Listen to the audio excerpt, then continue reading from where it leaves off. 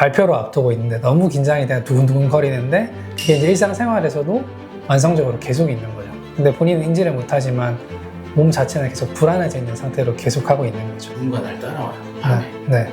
행보에 가까운 두근거림. 정확하신 거죠. 뭐 그러니까 일상생활을 그렇게 받아들이는 거죠. 뭔가에 너무 쫓기듯이. 그럼 어떻게 살아요? 그러니까 환자로 오시는 거죠. 네, 안녕하세요. 네, 안녕하세요. 잘 지내셨습니까? 네, 잘 지내고 있습니다. 바야흐로 이제 겨울이 다가왔습니다. 네. 겨울하면 저는 크리스마스가 생각나요. 크리스마스가 생각나면 가슴이 두근거립니다. 그래서 오늘의 주제는 가슴 두근거림. 가슴 두근거림. 네. 가슴이 두근거린다고 정말 여기 한의원이나 병원에 오시는 분들이 많이 있나요? 네, 많이 있죠. 여자분들 많은 것 같고 갑자기 뭐 가슴이 철렁하는 느낌이 든다든지 뭐 두근거린다고 한다든지 양상은 되게 다양한데 여기 흉부 문제를 가지고 있는 분들이 생각보다 엄청 많아요. 화병인 분들도 많고 뭐 여튼 많죠. 두근거림이 네. 저희가 첫사랑을 생각하면 좋은 두근거림이잖아요. 네. 그런 두근거림이랑 다른 두근거림인가요? 그 반대인 거죠. 뭐 긴장이나 불안해서 오는 두근거림 같은 거 예를 들면 뭐 발표를 앞두고 있는데 너무 긴장이 돼서 두근두근 거리는데 그게 이제 일상생활에서도 완성적으로 계속 있는 거죠. 근데 본인은 인지를 못하지만 몸 자체는 계속 불안해져 있는 상태로 계속하고 있는 거죠. 뭐 그런 일이 벌어지면 안 되긴 하겠지만 누군가 날 따라와요. 밤에. 네. 행보에 가까운 두근거림. 정확하신 거죠. 뭐 공황장애든 뭐든 이런 것들이 어떻게 보면 그 맥락인 거니까 그러니까 일상생활을 그렇게 받아들이는 거죠. 뭔가에 너무 쫓기듯이. 그럼 어떻게 살아요? 그러니까 환자로 오시는 거죠. 그게 매 순간 그러는 거예요? 매 순간 그러진 않지만 이게 어느 정도 완성화되다 보면은 처음에는 유발 요인이 딱 명확해가지고 거기에 반응을 하시지만 이게 몸이 거기에 익숙해지고 체화가 되다 보면 어느 순간 되면은 별 계기가 없어도 갑자기 두근두근거린다든지 이럴 수가 있거든요. 그러니까 이거는 이제 장기적인 패턴이 깨져버린 거죠. 가슴 두근거리는 거에 대해서 다른 영상에도 나와 있더라고요. 큰 병원 가서 검사 결과에 아무 문제가 없다가 나오는데 그 두근거림이 계속돼요. 자율신경 실조랑 합병이랑 가슴 두근거림이랑 어떤 상관관계가 있고 네네. 그걸 한번 복합적으로 한번 얘기해 주시면 좀 좋을 것 같아요. 그러니까 이게 말씀하신 것처럼 자율신경 실조증은 굉장히 큰 범주고요. 자율신경 실조증 안에 뭐 두근거림도 있을 수 있고 어지럼증도 있을 수 있고 뭐 두통도 있을 수 있고 발한장애라 그래서 땀이 이상한 곳에서 난다든지 뭐 손발에 땀이 잡힌다든지 이런 것들도 다 자율신경 실조증인데 그 증상 중에 하나가 두근거림인 거죠. 두근거림이 생기는 질환들이 화병일 수도 있는 거고 뭐 갑상선 항진증일 수도 있는 거고 과일에도 귤이 있고 사과가 있고 뭐 수박이 있고 이렇잖아요. 그러니까 그런 것들처럼 카테고리가 더 크고 작을까 이렇게 나눠져 있는 거죠. 조금 당연한 걸 수 있긴 한데 네네. 이 가슴 두근거림은 음주나 뭐 카페인을 많이 마신다거나 이런 식습관에 대한 부분들 때문에 나오는 증상들이 다 가슴 두근거림이랑 연관이 돼 있는 건가요? 네, 그러니까 뭐 지금 말씀하시는 뭐 음주, 카페인, 뭐 흡연 이런 것들이 뭐 식습관이든 뭐 수면 부족이든 전부 다 결국에는 교감신경을 흥분시키냐 마냐 그 문제거든요. 뭐 카페인 같은 걸 너무 자주 섭취를 해가지고 나는 카페인 마시면 기분이 좋고 너무 좋은데 근데 그것 때문에도 잠 못 자는 분들이 계시거든요. 근데 그런 분들은 카페인만 줄여도 사실 수면의 질이 너무 좋아지고 몸 상태가 너무 좋아지고 뭐 땀나던 게 줄고 이런 분들도 계시거든요. 환자들 본인은 직접은 모르는 거죠. 그런 거를 짚어낼 수 있는 게 뭐 저희가 검사도 하는 거고 뭐 목진도 하고 맥도 짚어보고 뭐 소화는 어떠세요? 뭐 대변 어떠세요? 다 여쭤보는 게 이렇게 하면 걸리거든요. 그런 것들이. 제가 최근에 가슴이 가장 두근거렸을 때는 그때였던 것 같아요. 입금이 들어야 되는데 안 들어왔을 때. 네네, 그렇죠. 그럴 수 있죠. 네. 이분한테 계속 전화해서 좀 이렇게 그쵸. 뭐랄까 요청하는 그런데 불편한 상황이 생긴 네. 거잖아요. 그러니까 혼자 약간 마음이 그렇죠. 두근거림이 있었던 것 같아요. 네. 근데 이제 피디님 정도면 약하게 온 거고, 근데 그게 매 순간 너무 계속 반복이 되는 분들도 있고, 좀 정도가 다 다르니까. 제가 봤을 땐 스트레스가 제일 큰 것 같아요. 제일 크죠, 사실. 자율신경 실조증의 제일 첫 번째 원인은 스트레스죠.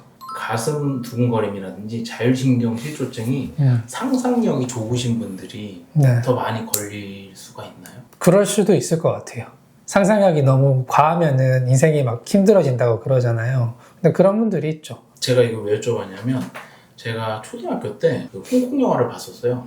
어떤 주인공이 바닥에 유리가 있는데 거기 깔려 있는데 제가 거기 빙의 같이 해갖고 몸이 막. 그 통증이 제가 느껴지는 거예요. 갑자기 확 토를 했어요, 제가.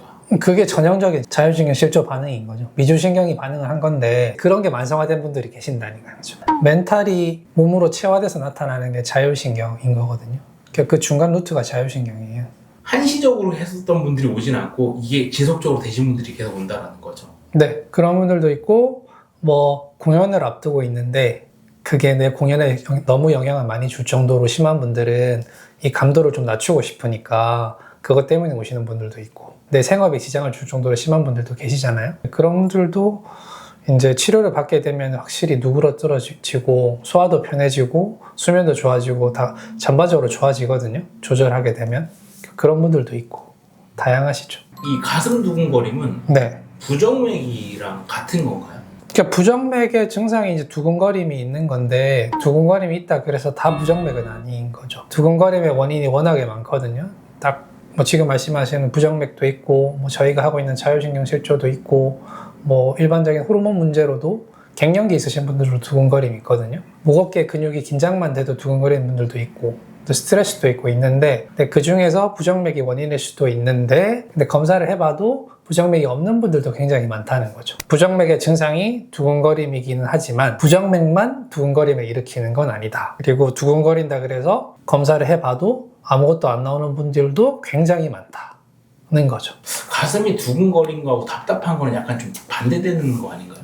아니요, 두근거리다 보면 호흡이 좀 불편해지고 답답해지는 경우도 많고 흉부 쪽에 여튼 저희는 압력이 걸렸다고 표현을 하는데 가슴 쪽에 문제가 생긴 분들은 답답함이 있는 분들은 뭐 너무 많아서 저희가 한의학에서도 신병의 대표적인 증상이 뭐 불안, 불면, 가슴 답답함이라 그래가지고 흉번이라고 표현을 하거든요. 그러니까 너무 전형적인 증상이죠. 그러면 치료 방법이라는 게 네. 제가 봤을 때는 특별히 없을 것 같은 생각도 들거든요. 치료 방법은 따로 어떻게 있을까요? 네, 뭐 침 치료하고 약침 치료하고 그다음에 한약 치료하는 거거든요. 교감신경이 흥분돼 있으니까 그런 걸 누그러뜨려주는 방법이 자율신경 균형을 맞춰주는 거니까 침 치료하고 거기에 저희는 전기자극술 같은 걸 해서 그 교감신경 톤을 낮춰주는 그런 치료를 하는 거고 약침도 이제 뭐 등에다 놓기도 하고 복부 쪽에다 놓기도 하는데 이제 여튼 자율신경 조절에 검증이 된 그런 자리들이 있어요. 그러니까 거기에다가 이제 그 약액을 주입을 하는 거죠. 그러니까 그러면은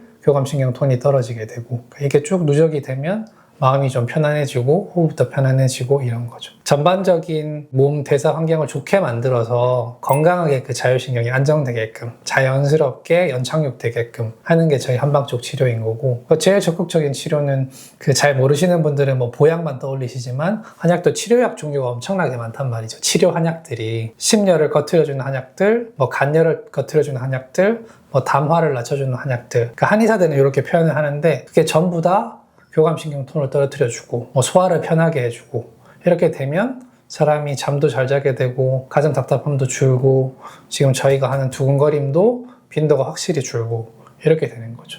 몸을 조정해서 그 증상을 딱 컨트롤 해주는 거죠. 혹시나 그럼 평상시에 네. 명상하거나 이런 네. 것들은 치료에 좀 좋은 방법이 돼요? 굉장히 도움이 많이 되죠. 명상도 엄청 적극적인 방법이고 요즘에 근데 워낙 많이 하시잖아요, 명상. 또 갑자기 생각이 난 건데 에너지 드링크 저도 운동 가보면 그 드시는 분도 굉장히 많거든요. 저도 그 조금 일을 하거나 네. 좀 운전을 해야 되는데 장거리 운전을 했다 했을 때는 몬스터라든지 네, 그런 걸 네. 먹거든요. 근데 뭐 아주 건강한 분들은 상관이 없는데 이미 뭐 일상생활에서 날이 좀 서 있거나 신경이 좀 과민해져 있는 분들은 근데 또 요즘 현대인들이 그렇게 안 사는 분들이 없잖아요.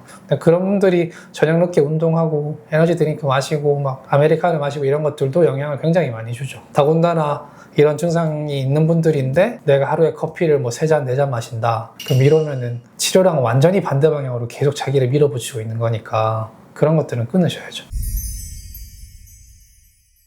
자, 오늘 네. 가슴 답답한 거 두근거림으로 이야기를 해주셨는데 좀 마지막으로 좀 정리 좀 해주신다면 어떤 이야기를 해줄 수 있을까요? 결론은 검사에 들어가지 않는다고 해서 본인의 몸이 정상인 건 아니다 라는 걸 말씀드리고 싶고 그러니까 답답함이라는 증상이 너무 반복이 되면 꼭 치료를 받으시라. 그리고 검사에 드러나지 않는 질환들도 좋아질 수 있는 방법은 굉장히 많다는 걸 알려드리고 싶고 가슴이 일단 답답해지고 두근거림이 좀 많이 반복이 된다는 얘기는 몸에 이제 균형이 좀 깨지기 시작했다는 거니까 자기 몸을 좀 살피시고 치료를 잘 받으셨으면 좋겠어요. PD한테 너무 어려운 주제. 네. 네, 잘 대답해 주셔서 너무 감사하고요. 예. 앞으로도 조금 이런 관련된 것들은 편하게 예. 제가 환자 입장으로 여쭤보는 걸로 대화를 해도 좋을 것 같아요. 네. 오늘 감사합니다. 네, 감사합니다.